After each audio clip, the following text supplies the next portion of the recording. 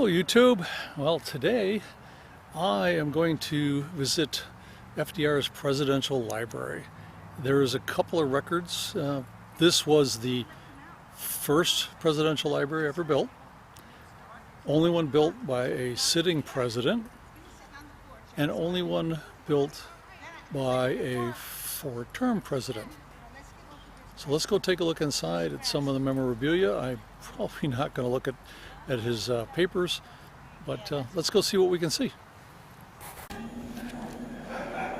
So when Franklin became president, the Depression had been going for almost 4 years, and unemployment was around 25% by late 1932, and there was 5,000 banks had closed that year, and by the day he took office, or shortly after, they appeared before Congress. Within 4 hours, they passed a bill making it okay for them to close the banks and inspect the books to find out which ones were solvent and which would be allowed to reopen. They, on the night or 2 nights before, they were scheduled to reopen.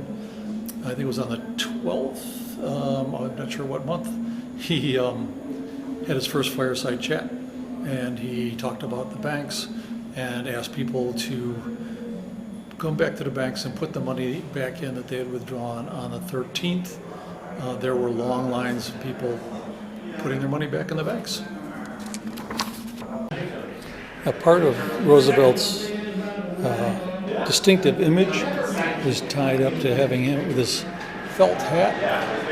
As you can see in like this picture, or the one of him campaigning, it was always around, but he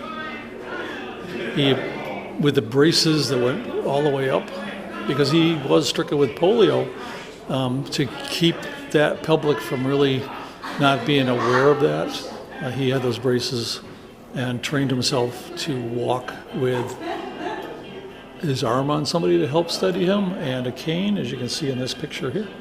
Now, something I wasn't aware of, on February 15th, while he was campaigning in Miami's Bayfront Park, a disgruntled, unemployed bricklayer tried to assassinate him. And this picture here was taken moments before that happened, and a bystander's hand deflected the gun. He got shot 5 times, wounded 4 people, killed the Chicago mayor, and the Secret Service wanted to drive FDR to safety, but he insisted that they get the mayor into his car, and they took him. He comforted him on the way to the hospital, where he did later die.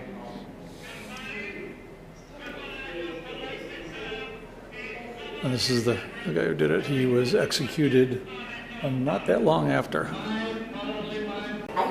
Some portrait of Eleanor at the age of 4, and some pictures of her as you're growing up. And this is her at 14, and we're used to seeing pictures of her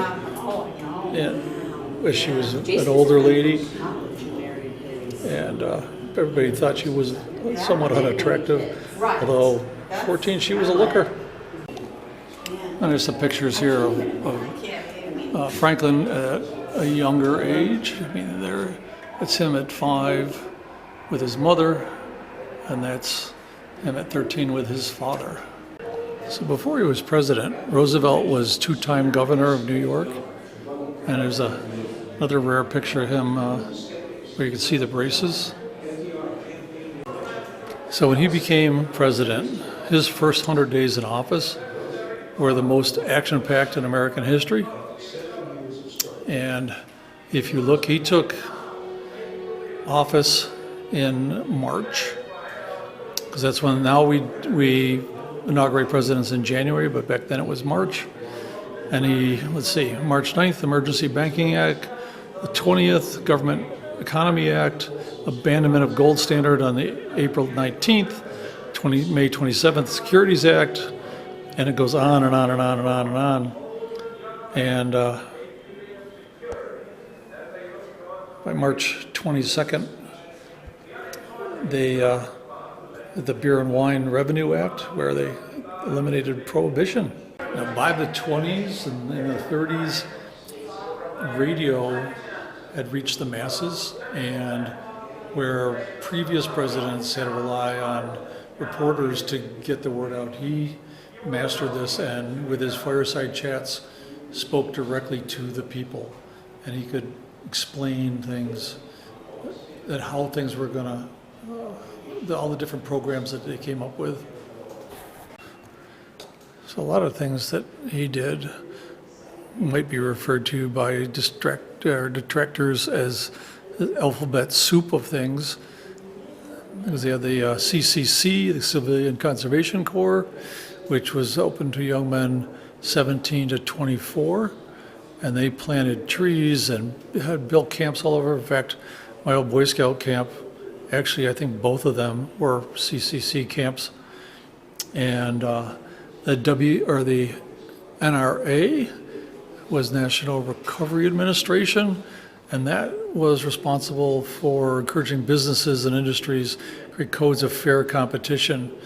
Before that, they're cutthroat by setting maximum hours and minimum wages and guaranteed union rights, prohibited child labor, and if the companies adopted those codes, they're exempt from antitrust laws, and that went a long way. That's where your minimum wage came in, 40-hour work weeks, and you got the TVA, which was, I think, was the Tennessee Valley Authority, and that did a lot of getting electricity out to the farm families and out into the rural America. It was in 1938 that the Fair Labor Standards Act established national minimum wage, eventually a 40-hour week, and also the minimum wages that set so that you could not just get by, but a minimum living wage. To get an idea of what was going on when he took office, government spending was at $4.6 billion, and unemployment was just about 25%. And unemployment was going down by the end of his first term. It got down to 14.3, but you can see spending went up, almost doubled, and then leveled off. It cut a little bit, unemployment rose again, and then was continuing to go down.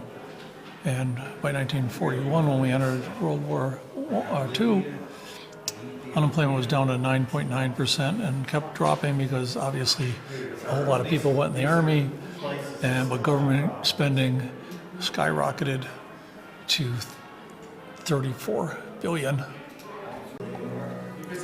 So as FDR ended, or is coming to the end of his second term, he expected to retire, started building this library, and the press, with war going on in Europe, the press was speculating out about him on a fourth term, and he just kept them guessing, or about a third term, and he just kept them guessing. And there's a few political cartoons of what was going on. And it wasn't until after his death that the 22nd Amendment limiting presidents to 2 terms took effect, and it was ratified in 1951, so 7 years after his death, or 6 years. So by the time the library opened in June of 41, FDR was starting his third term, and so this is his actual study that he used as president again. only sitting president to have built a presidential library and used it. FDR, while leading the country as a neutral country, did recognize the danger of the Axis powers and Japan. So he was aiding Britain with the Lend-Lease and eventually the Soviet Union to try to stem the Axis powers. But we all know with World War II and Pearl Harbor and so on, but there's an idea of what the Axis powers controlled in August of 1942.